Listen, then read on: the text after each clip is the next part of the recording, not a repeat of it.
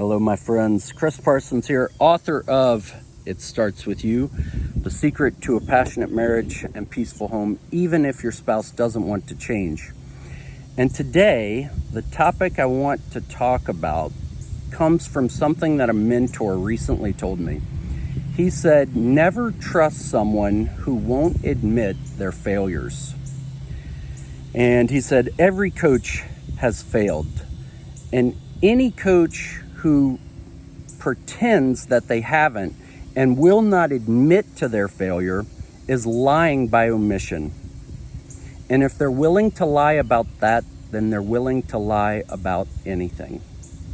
And that seemed so profound to me, and I thought about it, and what came to my mind was the first person that I ever tried to help with their marriage.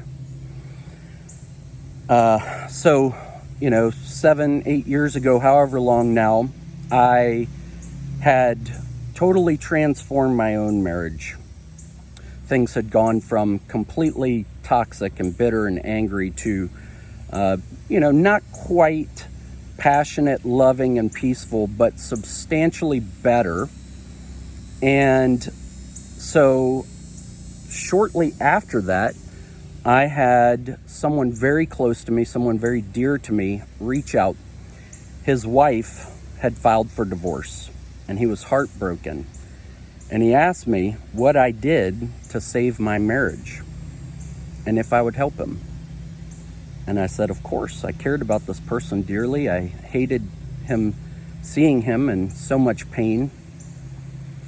And so I told him everything to do, down to writing the text messages for him that he should send to his wife. And every step of the way, it was me through him, right? He was just the messenger of my message. Sure enough, a couple weeks later, his wife put her wedding ring back on and said, I love you. I want to spend the rest of my life with you. I'm so happy I married you. And he called me up the next day. He said, thank you so much. You really helped, but I've got it from here.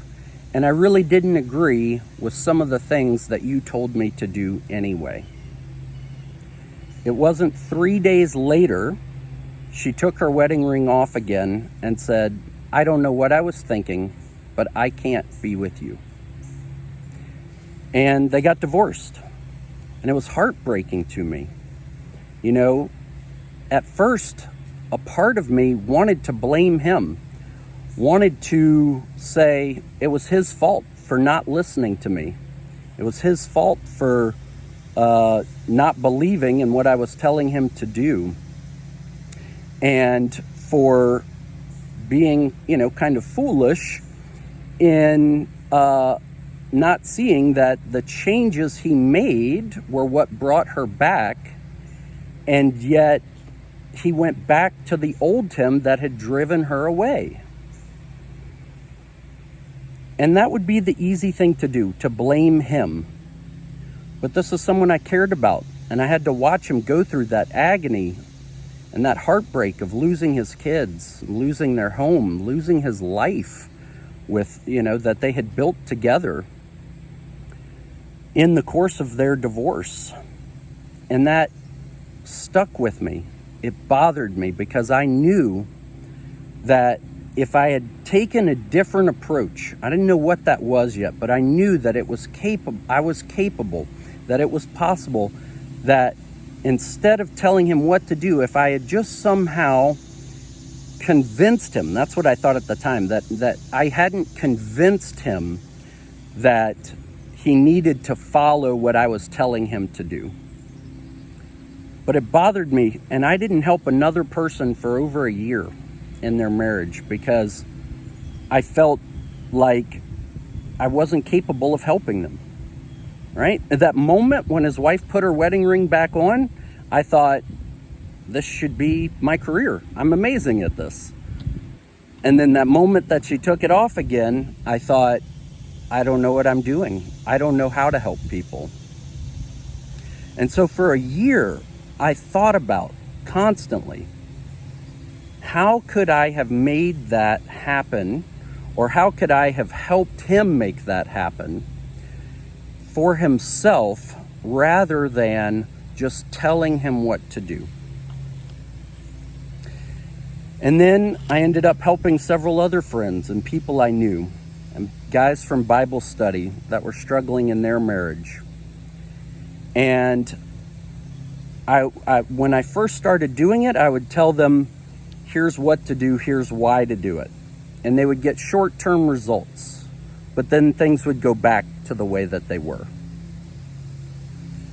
And so that informed my entire coaching philosophy, because after about the third or fourth person only getting short-term results, I realized that if I did not help them make a transformation within themselves so that they were genuinely showing up different, that they would always revert back to what it was that was causing the problems in their marriage. And so then I became obsessed. I wanted to know, how do I create transformation? What is it that changes in somebody's mind when somebody goes from being 400 pounds overweight to getting to a healthy weight and then sustaining that, keeping that weight off for the rest of their life? It wasn't the change in their diet. It wasn't how often they exercise, right? Those might have been the surface level changes that created the result. But behind that, there was a mental shift that happened. There was a transformation within their soul, within their being, of who they were, who they believed they were, that affected how they showed up, so that they ate healthier, so that they worked out more. And I read everything. I watched anything and everything I could find. I hired coaches myself because I knew that I still needed more transformation. And through that process, that is where I learned how to create transformation in people. And that's what is required for a true, lasting transformation in a marriage, is a transformation of a person. It does just start with one, because when you transform how you show up, you transform how your spouse responds, and then the marriage is transformed as a result. And that transformation is possible. I know, because I've done it myself. My clients have done it. But that failure of that first person that I wanted to help, there's a rule that a lot of coaches go by, which is that you cannot take personal responsibility for your clients' results, right? You tell them what to do, and it's on them to do it. And if they don't do it the way that you told them to do, it's not your problem. And that's the way that most coaches operate. Fortunately, I was very fortunate that I cared about the first person that I wanted to help, that I tried to help, so much that I did take personal responsibility, that I cared enough about the results for him, that I was committed to getting them for him, that I wasn't satisfied with blaming him for his poor outcome. I knew that I had to change how I was coaching, how I was helping people, in order for them to get the outcome that they wanted to get. And that's what our entire coaching program is built around now.